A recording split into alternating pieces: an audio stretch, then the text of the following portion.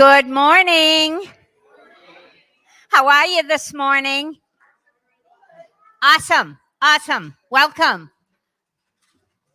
My friends out in the hallway, come on down.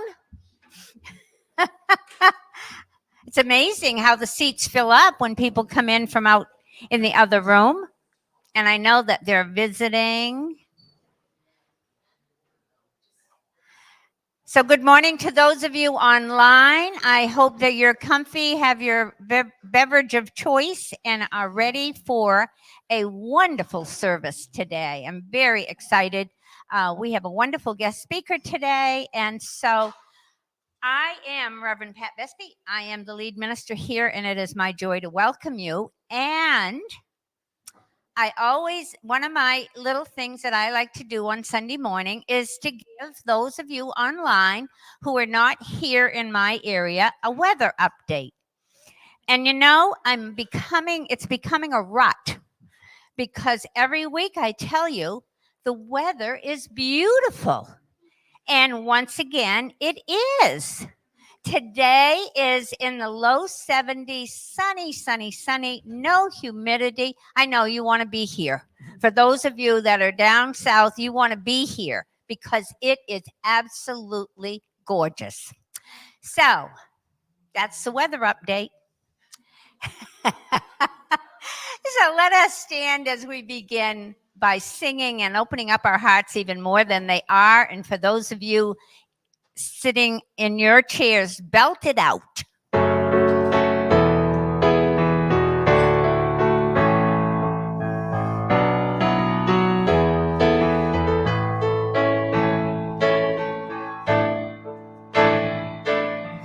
Come, let us gather together.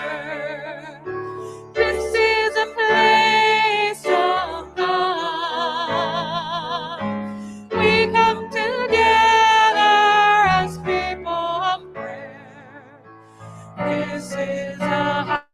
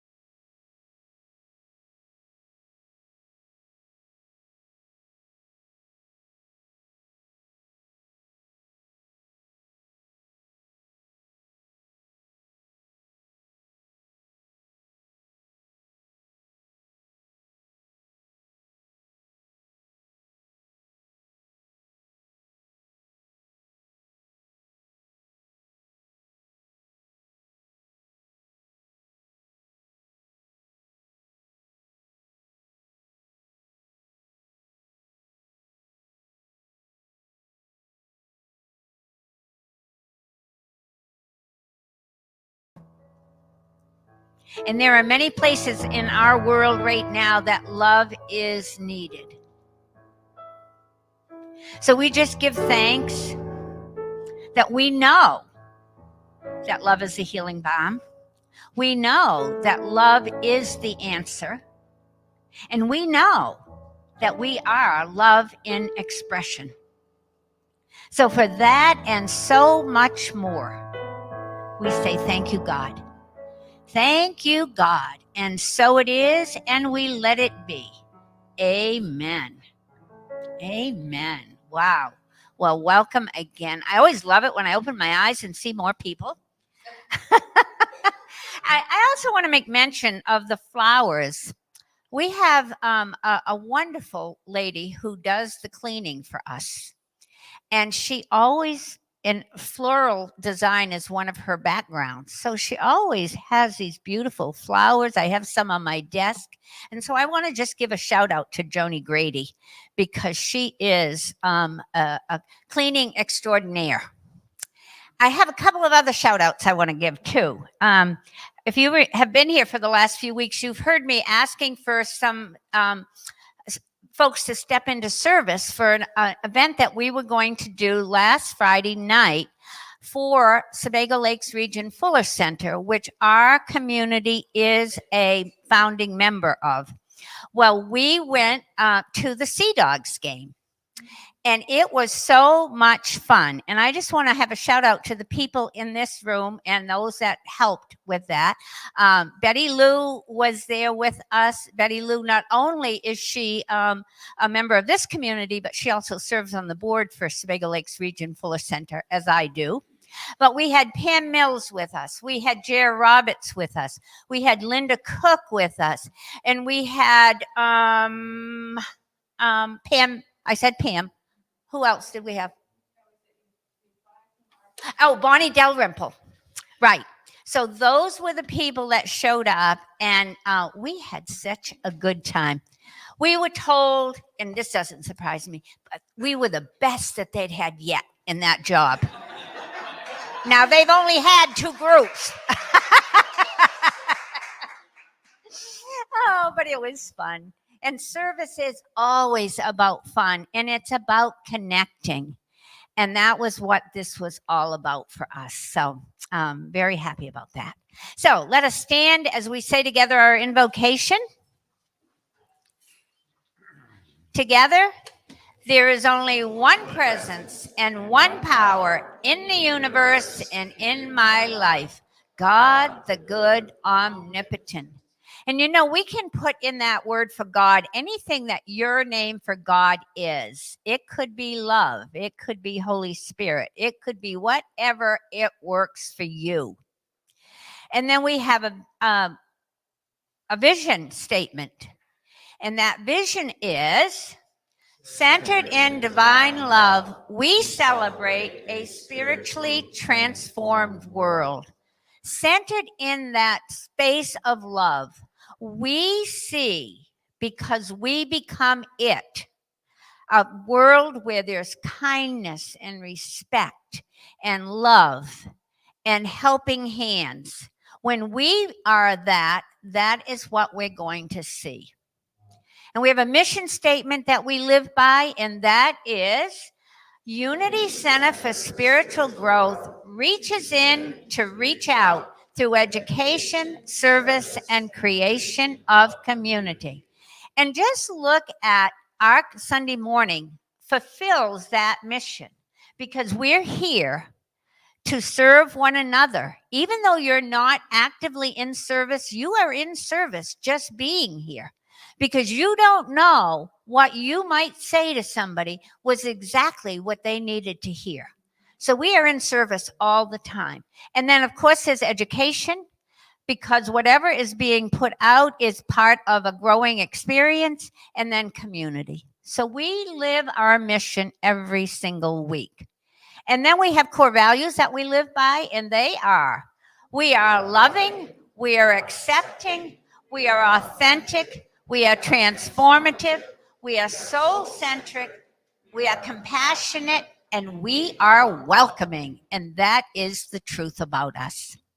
So let us remain standing as we sing together our community song, Which is Into the World, There It Is, by our own Dina Drunoff.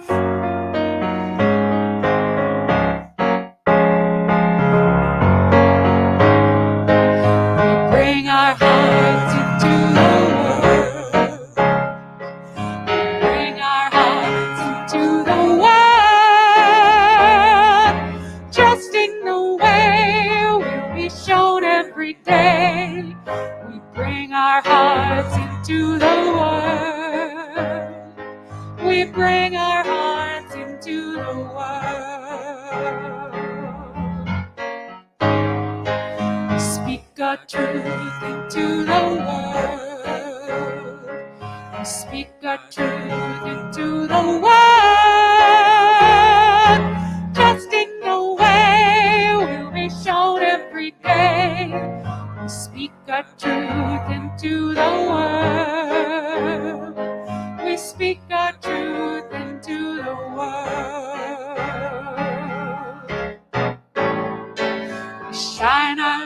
light into the world.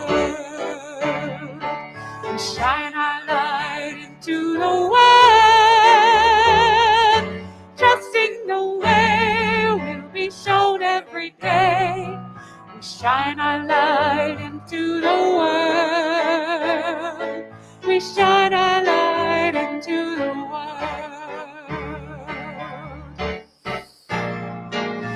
We bring our hearts into the world.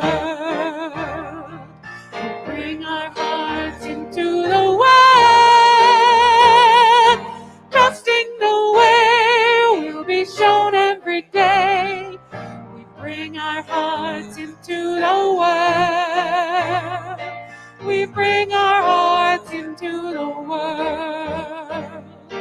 We bring our hearts into the world.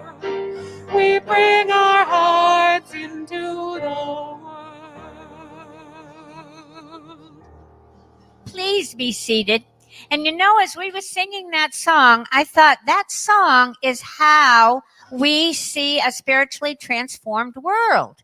When we are doing those things, that is what is playing out.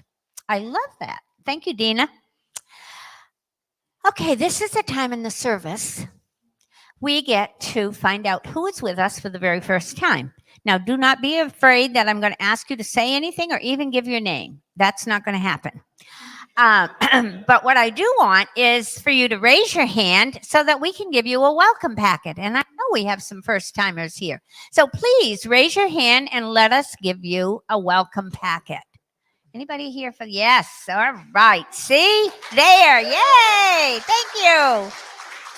And for those of you online, if you are with us for the very first time, please put your name in the chat box and let us know where you're coming to us from, because we would love to know that. And Christine is monitoring the chat box this morning, so she will give a shout out now hello to you, as will others who are online. So for those of you here in the room that just got a welcome packet, inside that envelope is information about Unity as a movement, as well as Unity Center for Spiritual Growth. What's on the outside is what I'm most interested in. And that is, there is a little smiley heart. If you would put that on, that just is another recognition that you're with us for the very first time, and we are smiling at you. And the other piece is the welcome card. And if you are so inclined to fill that out, that gives us permission to put you on our database so that you get our weekly update, which comes out in an e-blast, and it comes out on Wednesday evenings at 5 o'clock. And then there's another one that comes out Saturday night, just as a reminder of today, what's going to happen. And that comes out also at 5 o'clock. So if you're interested in having those two connections, please fill the card out and either leave it in the seat, give it to an usher, give it to me. It will cycle its way to me in the end anyway. So we are very happy that you're with us this morning. And now let us greet one another, as we do by standing, and we sing together Namaste once through, and then the second time through we turn and smile and nod and bow, whatever feels right for you, to our neighbors that are sitting around us.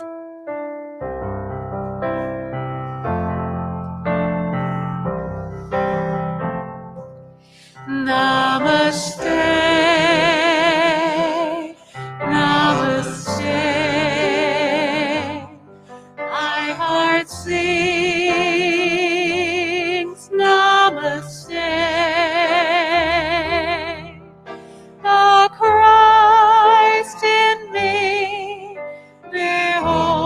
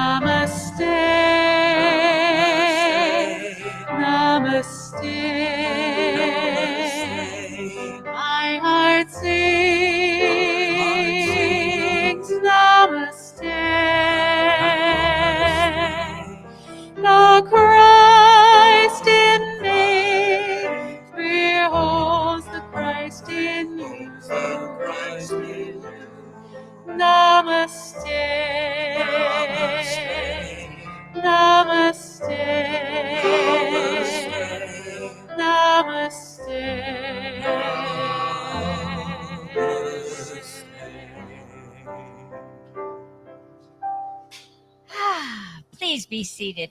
I saw a license plate yesterday that was Namaste. And I thought, oh, that's nice. So this is the portion of the service that's really the education piece. And it is about our 5 basic principles that all of our teachings are pretty much based on. And I share them weekly with you. You hear me say it over and over and over again. But I hope that what happens is that you hear my voice when you're in a place where you need one of them. And that is that the first one is that God is good. Love is good. Everywhere present. There is nowhere on this planet that you can be that love and God synonymously are not there, because God is not out here, but in here. The second one is that everybody is inherently good. At the very core of our being is goodness. If you have been brought up with the belief that you're an original sin, I invite you to let that go right now. Just go, poof, because you are an original blessing. You can't not be. Because if we are good at the core of our being, then we are absolutely a blessing to the world. And all you have to do is look at a newborn baby. And can you say that's an original sin? Oh my gosh. The third one is that our thoughts are creative. Everything is created twice. Once in our mind and then out into the physical. So think about it. Look around this room. Look at the stained glass windows. Look at the chairs. Look at everything. Before it could be in the physical world, somebody had to have a thought as to what that was going to look like. And those thoughts, we have them over and over again. And I call them they're divine thoughts that drop in. And then we, through our own filters, put them out into the world. Because everything comes from spirit. And then we put it into the world based on our filters. And then the fourth one is prayer and meditation. Prayer and meditation is the foundation to these 3 others, because it is through prayer and meditation that you remember your connection to God. You remember that you are loved. You remember that not only you are loved, but everybody else is loved, even those people you're having difficulty with. And you remember that your thoughts are creative. So what am I thinking? Are the thoughts I want to see in my world? And remembering when we're in prayer and meditation, we're already making that connection with the one. And then, of course, the 5th one is putting them into action. And if we're not putting them into action, they may as well not. You may as well just not even worry about them or think about them. But I'm going to tell you, I put them into action daily. Minute by minute sometimes.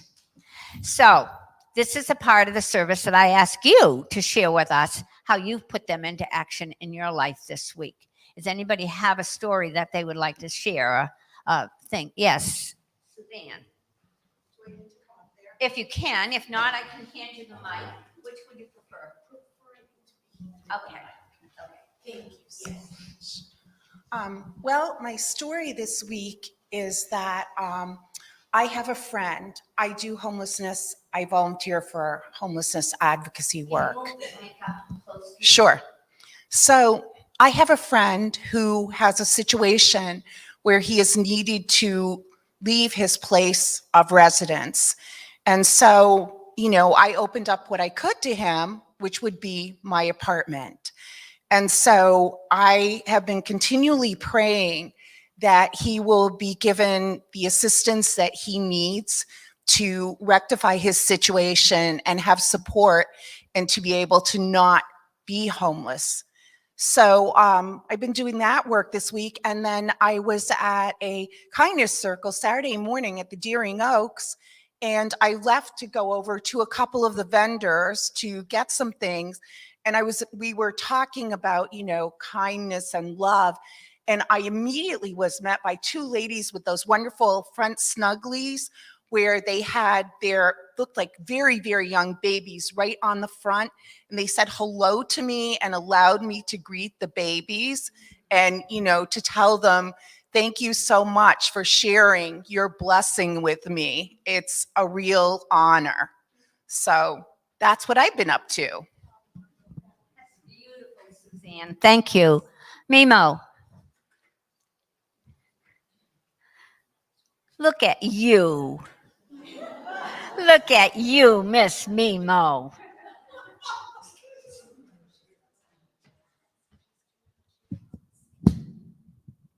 Many of you know that when we grow up, we get to be our own boss and we get to do exactly what we want to do.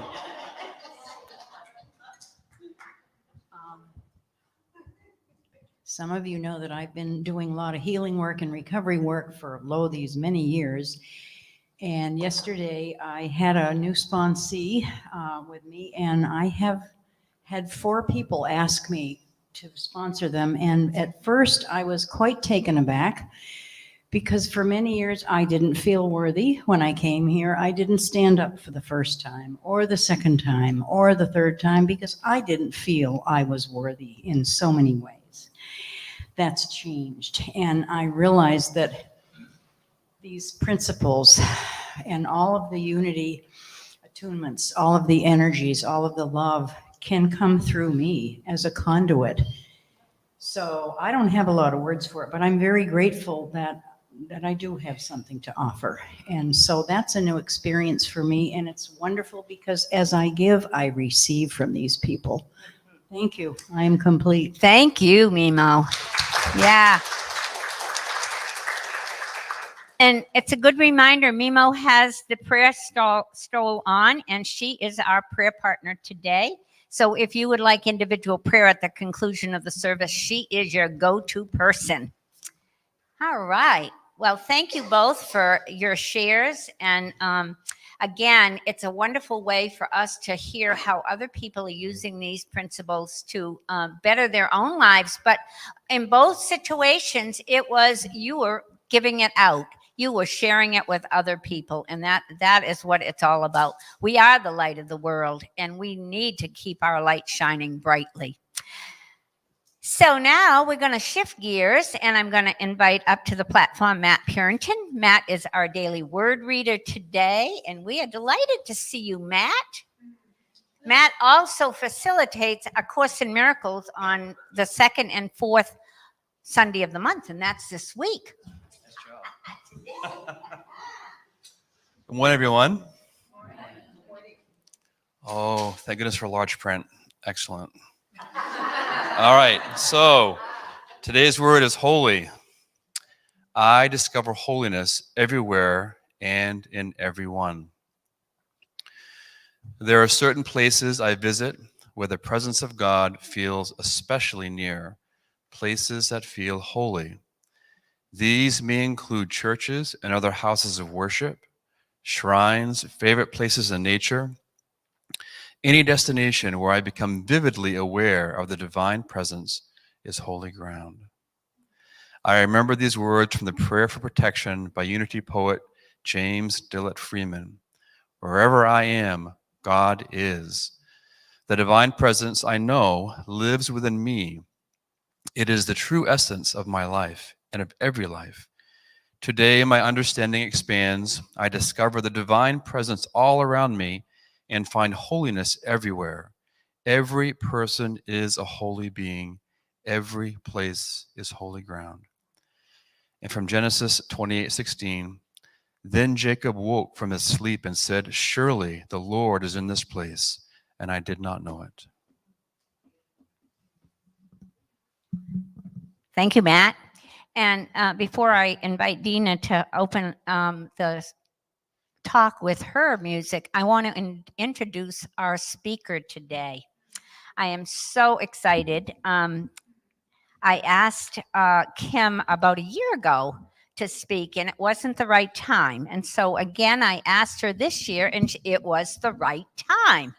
So Yes, I did.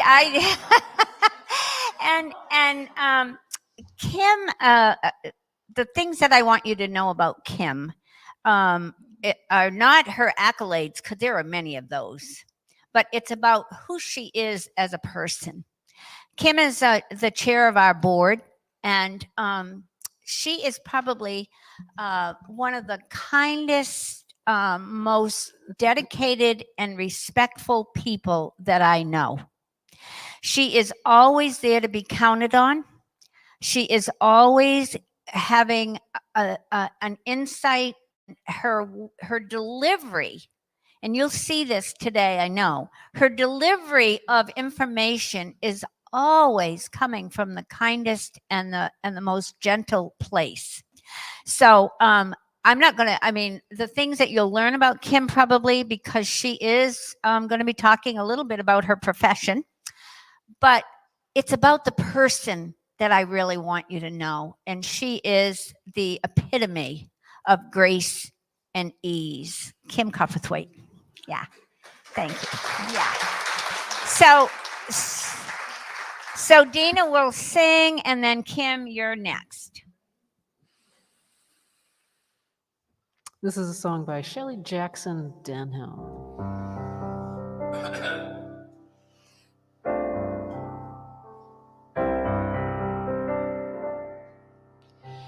When I am frightened, will you reassure me? When I'm uncertain, will you hold my hand? Will you be strong for me? Sing to me quietly. Will you share some of your stories with me? When I am angry, will you still embrace me? When I am thoughtless, will you understand? Will you believe in me? Stand by me willingly. Will you share some of your questions with me?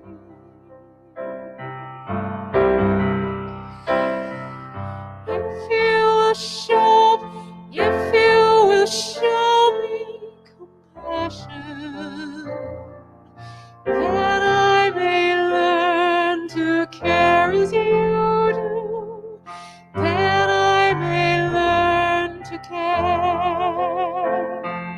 If you will show me compassion, that I may learn to care.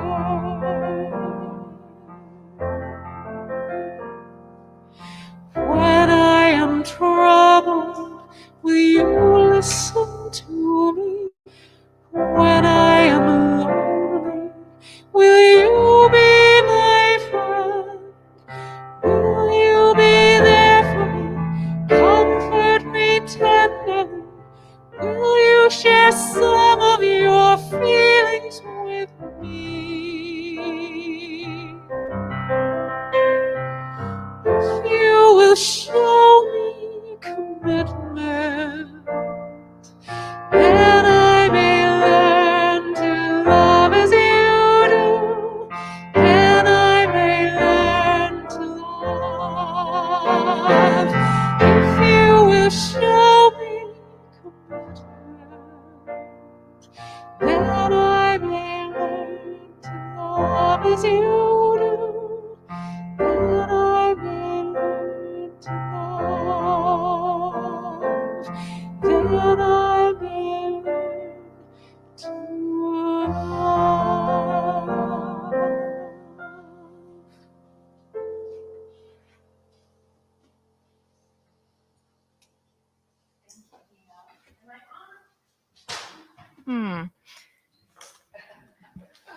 Can you hear me okay? Okay, it's hard to hear. Thank you, Dina. You could not have picked a more beautiful song. And thank you, Reverend Pat, for that introduction. Oh my. And yes, Reverend Pat had given me a couple of dates. She had asked me last summer and I went, mm-mm. And then this summer, it's the nudge that I needed. So this is my first talk. And I'm going to talk a little bit about middle school. All right. Put that up there. So somehow we have come to the middle of August. We say it every year, where has the summer gone? Well, technically it hasn't gone anywhere. It's still summer till September 22nd. But for kids and teachers, we know our days are numbered. The sweet, lazy days of sunshine, swimming, and sleeping in will be interrupted by the groan of a large yellow school bus lumbering along at the crack of dawn, backpacks stuffed to bursting, and busy schedules. So I am a middle school English teacher, and I've spent most of my days over the last 20 years with people in the range of 11 to 14 years old. And those correspond to grades 6, 7, and 8. Oh, the picture's up.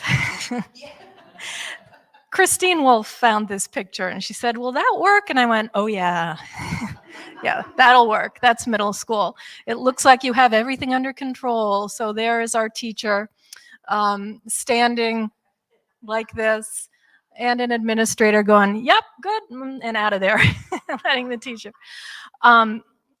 So yes, that is pretty typical. This is what 6th graders mostly look like when they come into middle school from elementary school. We have our irritated teacher sitting there in the midst of this chaos. And we're going to talk a little bit about this because the poor woman does not realize that she is actually standing on holy ground. I have to tell you first off that I get some pretty strange reactions when people ask me what I do for a living.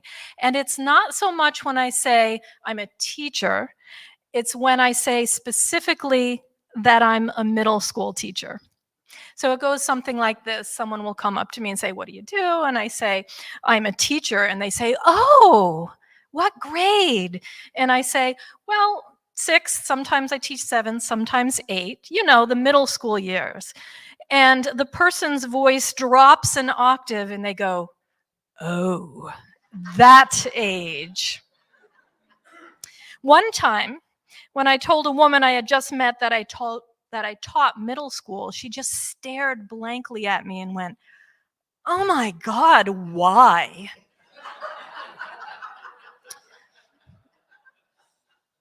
Another time, a man dropped to the floor and hailed me 3 times and said, God bless you. I don't know how you do it.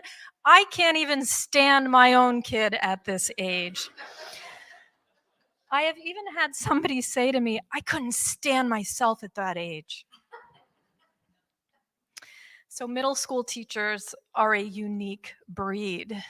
We actually have a couple in the room here. They know what I'm talking about. Even among the teaching profession, we are considered slightly different. There are plenty of teachers who love the childhood joy of elementary school level, and plenty of teachers who are inspired by working with high school students, helping them grow toward adulthood and sharing their own passion for their own subjects. And then there are those of us in the middle teaching middle school. And Scott, if you want to put up the other slide, we'll get a look at us. There we go.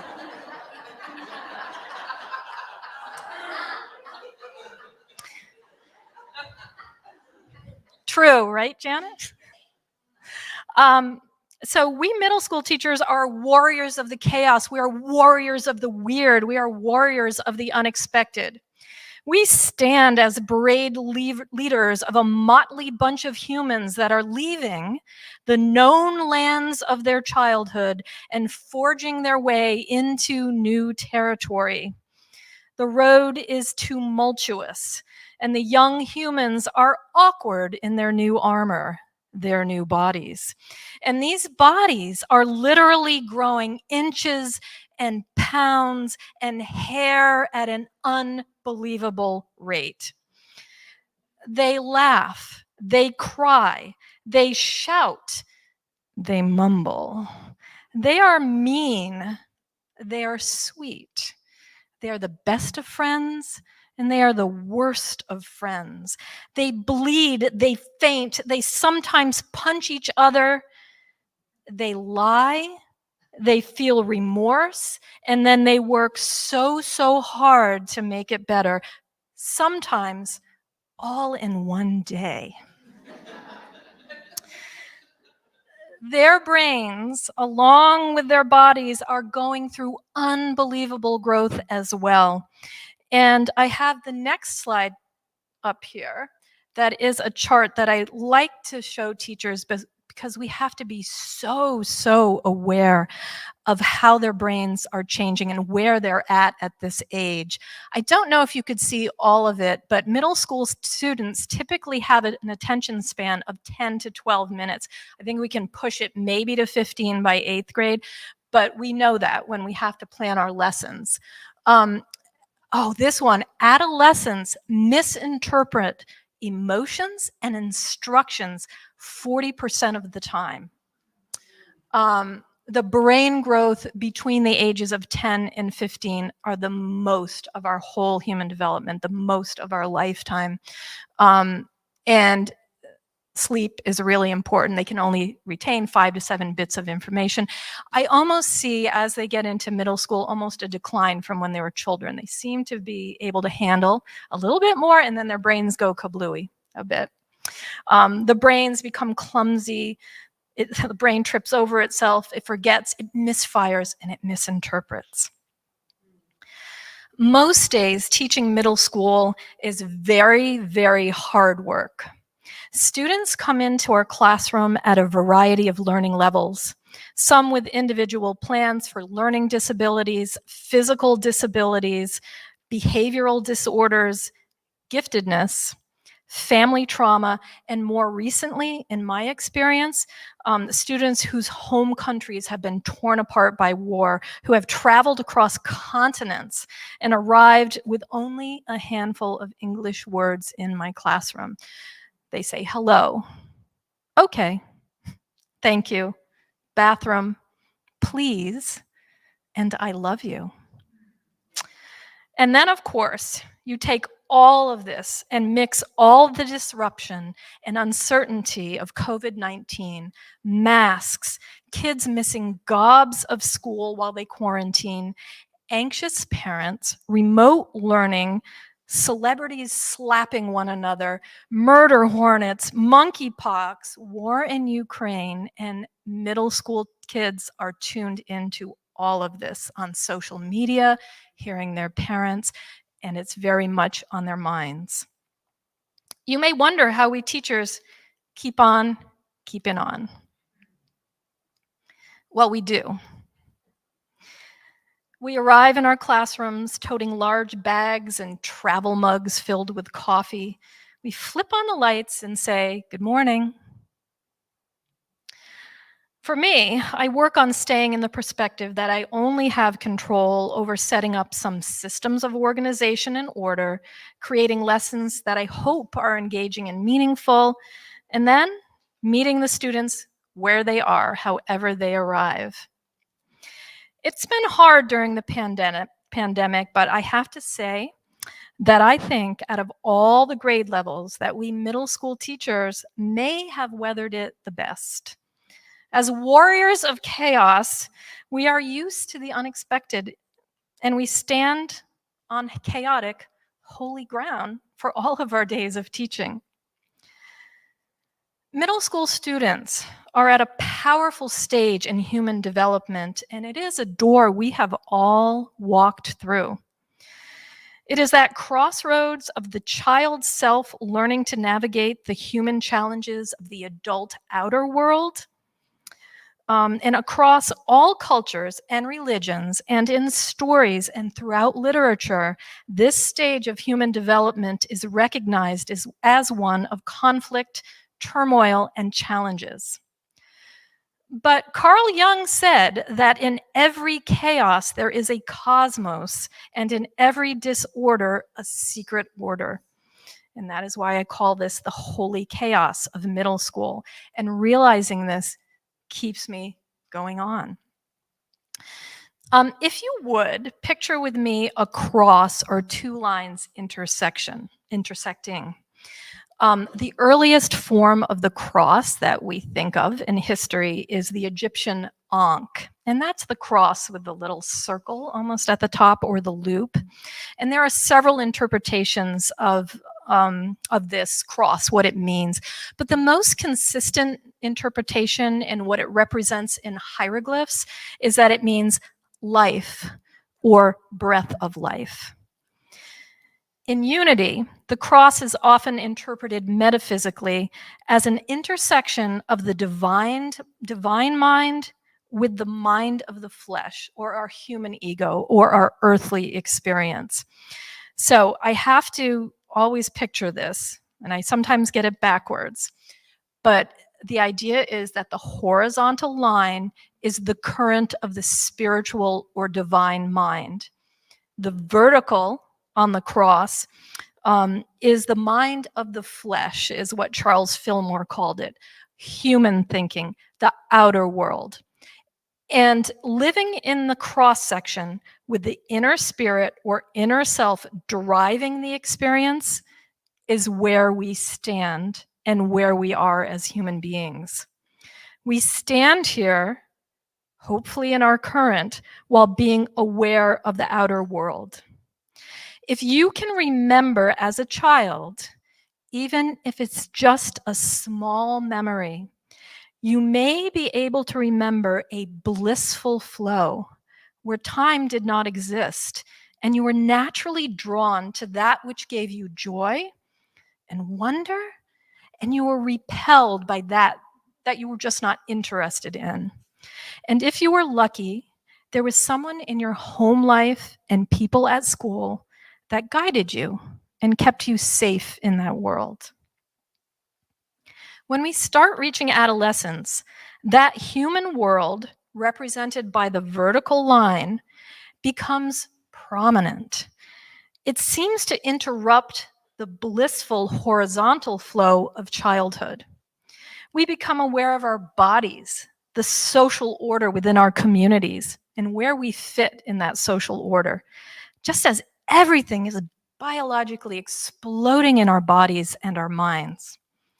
It's all enough to send a kid under their hoodies, even if it's 100 degrees and they come in the classroom with their hoodies on. But remember what Carl Jung said. He said, there is a divine order in all of this.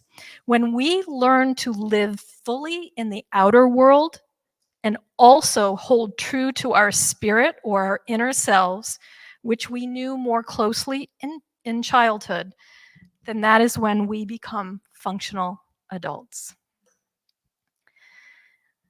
So this often feels like a seesaw.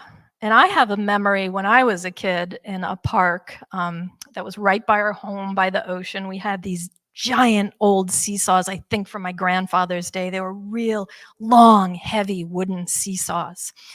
And I remember probably about this age, about 12, getting in the middle, and I love kind of banging it back and forth in the middle, and then trying to balance it. Okay. This center place of balance, if you can think of it, the metaphor of a seesaw, is where we live and have our being. And if the better we can balance it, the better we feel. And it's a lifelong process. So this balance is what it's all about. It's not the hokey pokey. It's this balance. It's what it's all about. Our spiritual inner self, our true self, and the outer world, that fulcrum, and interacting and making decisions. That teacher in the first cartoon that I showed you with her arms like this is frowning in that adult world, wanting her students who are running feral all around her. She just wants them to be something that they're not yet. Not yet. I have been there frowning and fretting and thinking, my God, I am outnumbered and it is the beginning of the end of society. I still have days like this, but I know that it does not get better until I suck it up and I become the brave warrior of chaos. And that's what we saw in that second meme. I stand in the center of that holy chaos, modeling day after day to my students, how do we do this? How do we do this? How do we stay balanced? I have to dig into my little notes here because I brought a couple artifacts. This one's pretty old. When I was in college in Boston in my 20s, I had a little electric teapot in my dorm and I drank a lot of Celestial Season tea. And I checked, these little sayings are still on the flaps. This is from 1986. It's in pretty good shape. The quote is by Marcus Aurelius Antonius. We know him commonly as Marcus Aurelius. He had actually quite a few names. And it reads, "The first rule is to keep an untroubled spirit. The second is to look things in the face and know them for what they are." And I've lived by this along with unity principles for most of my adult life.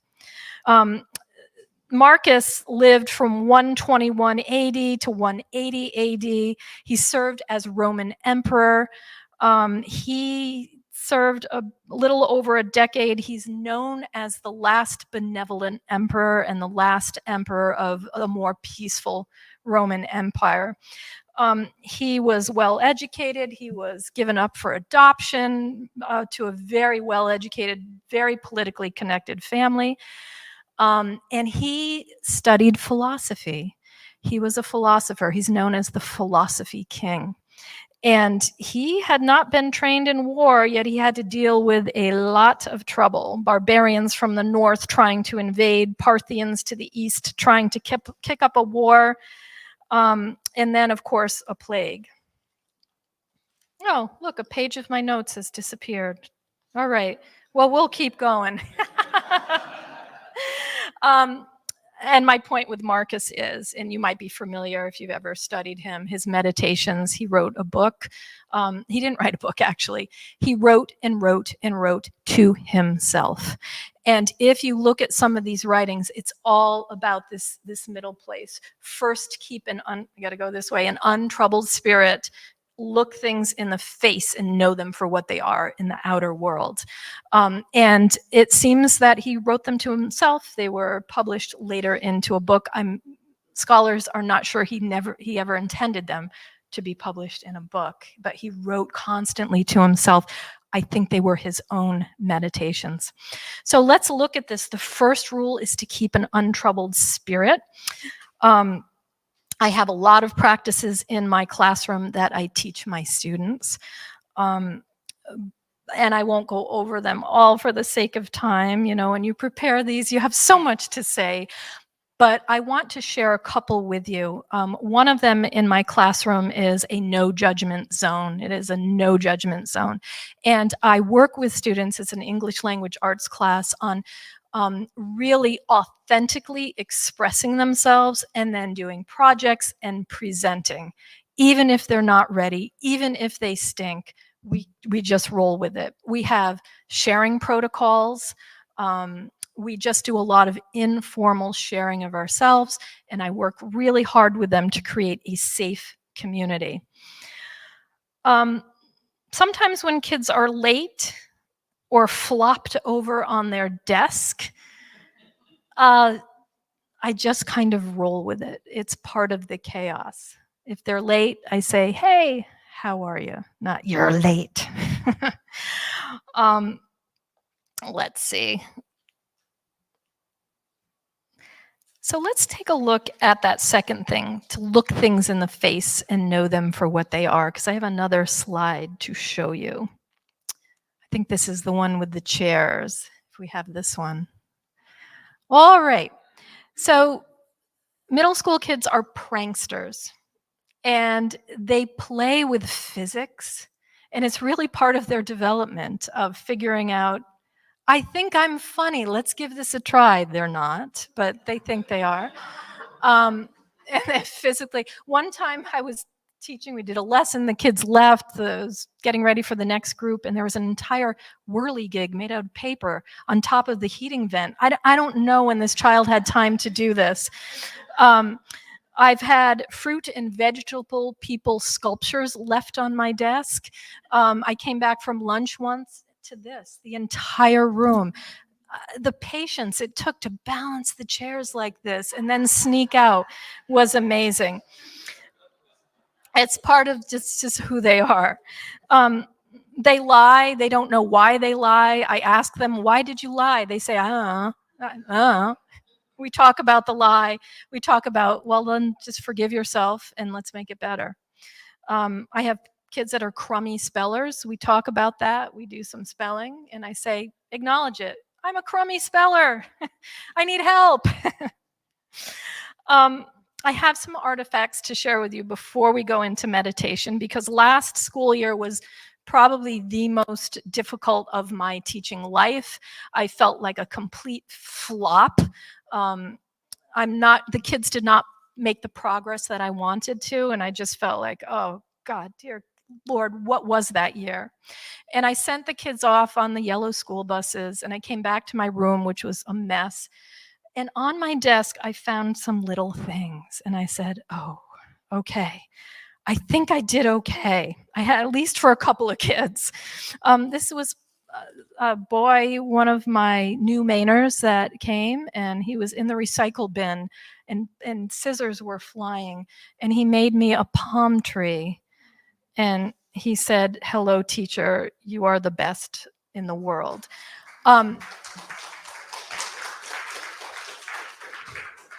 He had been in school in 24 countries and had been traveling with his father from Angola since he was 4 years old, through country after country. This one, she said, I love your vibe whenever I walk into the room. And then she quoted something that I thought no child saw hanging in my room, because nobody ever mentioned it. And it was an Amanda Gorman quote. She said, for there's always light if we are brave enough to see it. And she got very colorful with different markers. Whoops. And then we have, another new Mainer. He put these everywhere. He loved to letter in English. English was his 5th or 6th language, and he was just grasping it as he left me in June. Let's see. Mrs. Copperthwaite, I'm going to miss you in your class. It always felt like a safe place and joyful. Oh my goodness, it didn't for me, but oh my gosh, for her it did. I mean, that meant everything. Mrs. Copperthwaite, thank you for being someone I can rely on this year. Your class has always felt like an outlet away from the world that I will not feel judged in. I feel inspired. You have helped me to grow my writing beyond what I thought of as ever possible, and to be comfortable speaking out loud. Thank you for making your class a place where people can take refuge. And I thought, oh, I did it for a couple of kids at least. All right. We're going to move into meditation. And I think, Dina, you'll start us off with a song.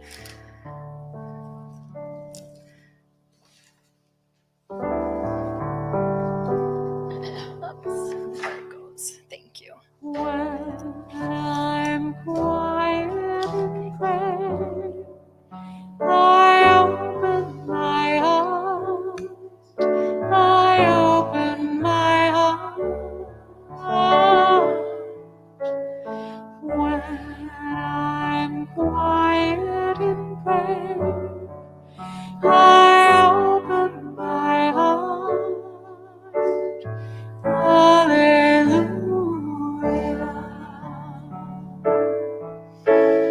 When I'm quiet and pray, I see only love, see only love.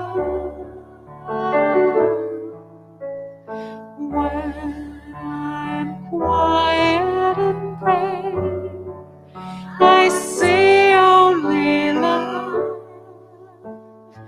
Hallelujah.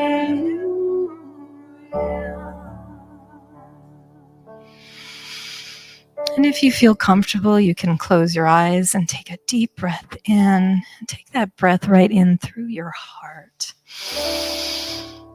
And hold it just a second and let it be. I'm going to ask that you go back to embrace a memory of yourself maybe age 11, 12, or 13. Do you remember your favorite color? You had one back then. Allow that color to kind of embrace you. Surround yourself with that color because that color is you. Did you have a good friend? Maybe you're not in touch with that friend anymore, but that friend was one that maybe knew you, the whole you, the true you. Take in that love and the connection that you had with that friend. Is there something you loved to do, a hobby that gave you joy? Think of how you felt when you were doing that, how time might have slipped away. That was your true self. Did you have someone in your life that encouraged you to express yourself? If not, encourage yourself right now to express yourself. Even though you may have felt awkward then, it's likely that your most authentic self was blooming at this time in a most powerful way. You are powerful. You are love. And you first came into that being in your early adolescence. Spend some time in the silence with your young self, giving yourself some love and honoring your power.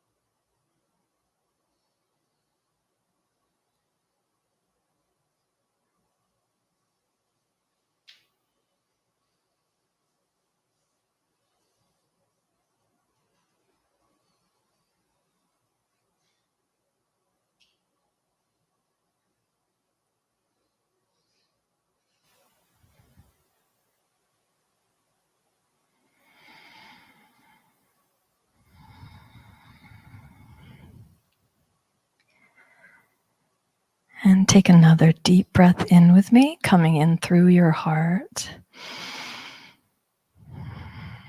And give that younger energy of yourself a hug. Embrace that power that first came to you. That is your truth. That is your spirit. You are love. You are powerful. You are beloved, and that is the truth about you. And so it is, and we let it be.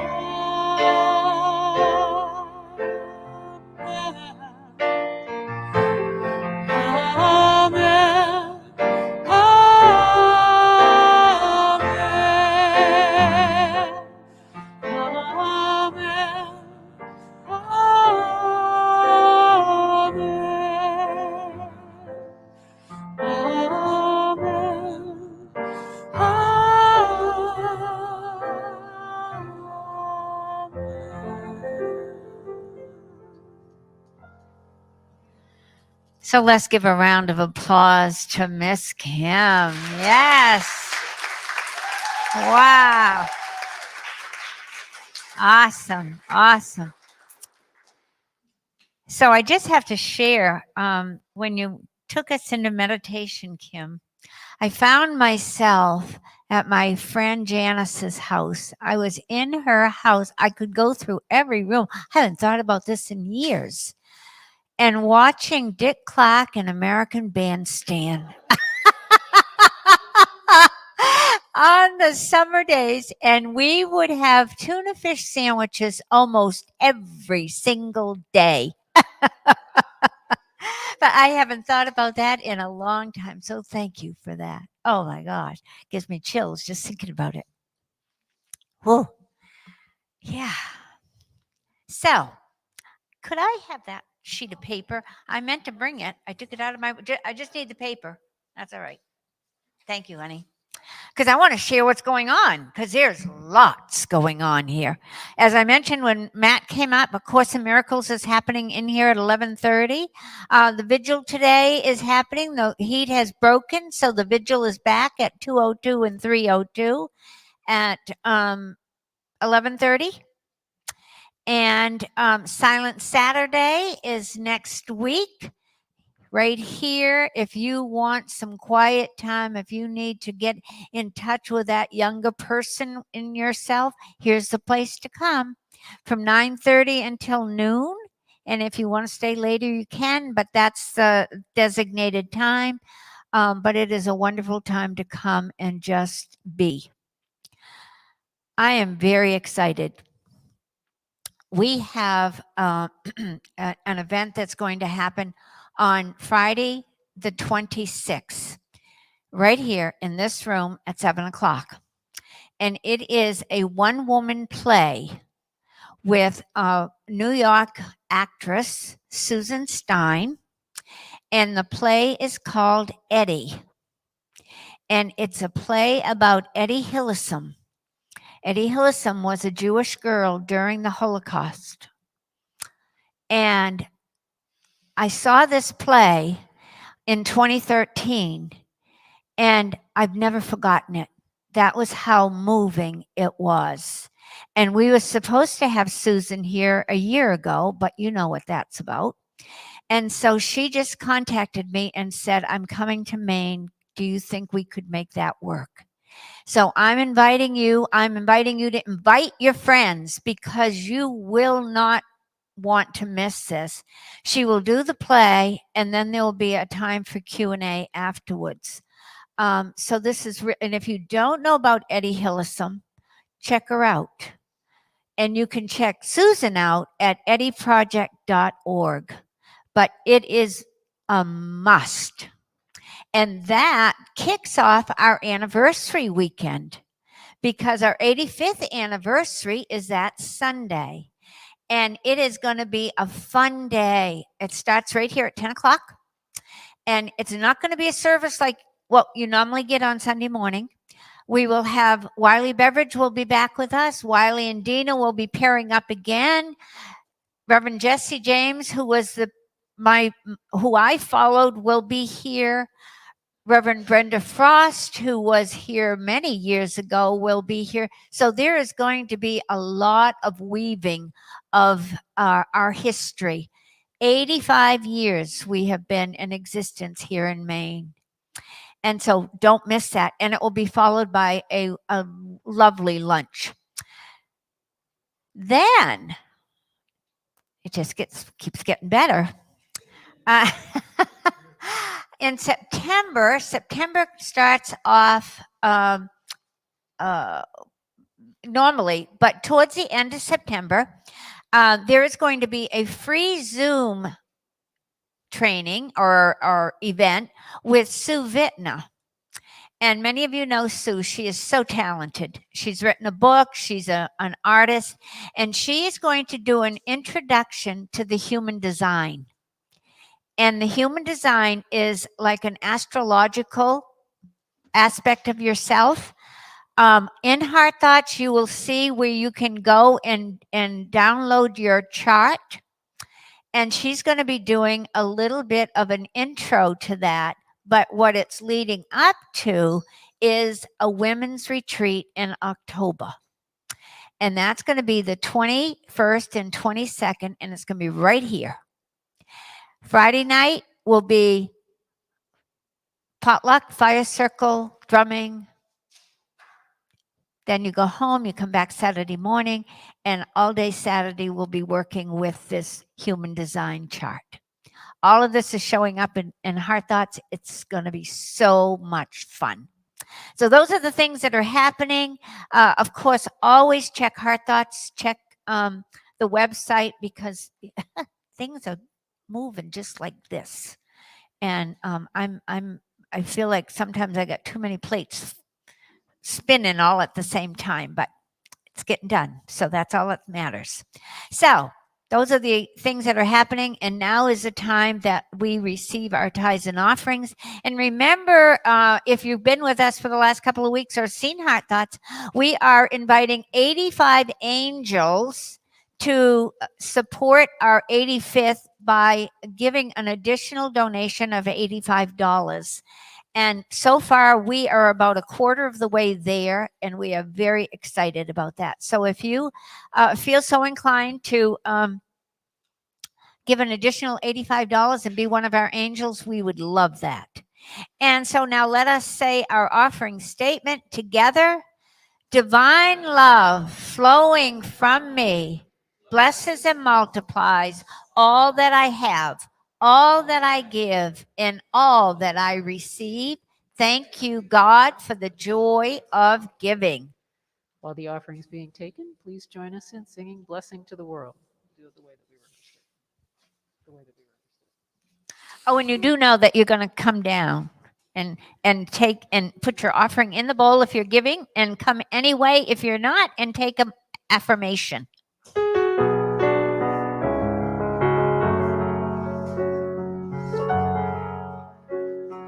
You are the heart, you are the hands, you are the voice of spirit on earth, and who you are, and all you do is a blessing to the world. I am the heart, I am the hand, I am the voice of spirit on earth, and who I am, and all I do is a blessing to the world. We are the heart, we are the hand, we are the voice of spirit on earth, and who we are, and all we do is a blessing to the world. We are the heart, we are the hands, we are the voice of spirit on earth, and who we are, and all we do is a blessing to the world. Repeat this verse. We are the heart, we are the hands, we are the voice of spirit on earth, and who we are, and all we do is a blessing to the world, is a blessing to the world, is a blessing to the world.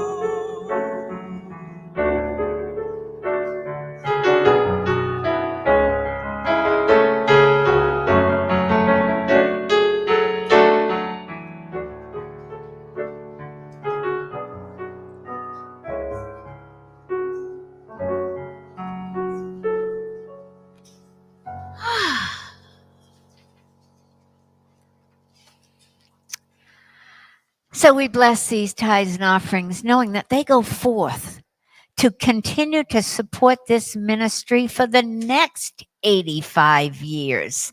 And so it is. Amen. Now let us stand as we sing together.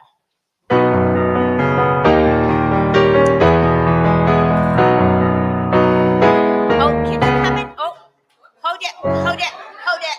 The kids are coming. Come on down. Oh my gosh. What, dear? Okay. Well, and we have here what? Is this about misfits? Oh, you like turtles? It looks like a frog. Yeah. You got a spiel? Yeah. Okay. So the Animal Misfits fundraiser is still happening. Thank you for all the donations. The donation table is still open. I like turtles. And on September 11th, Jen is going to come and do a demonstration. All right. Thank you, Gabe. So for all of you, if you haven't seen it in Heart Thoughts, they have exceeded their goal. Their goal was $500, but we're still continuing to collect for the Misfits organization, which is an organization that takes in wild animals that are hurt and rehabilitates them. And one of the people from the Misfits organization will be here on September 11th to receive the check and to share about her organization. So thank you, Gabe. I love you. Look at you. You're so cool. I hope we're getting pictures. Yay. All right. Now let us sing.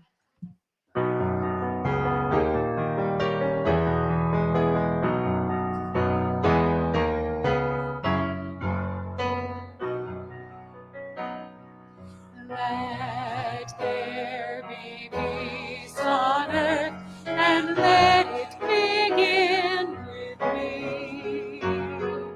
Let there be peace on earth, the peace that was meant to be, with God as the one source, united all are we.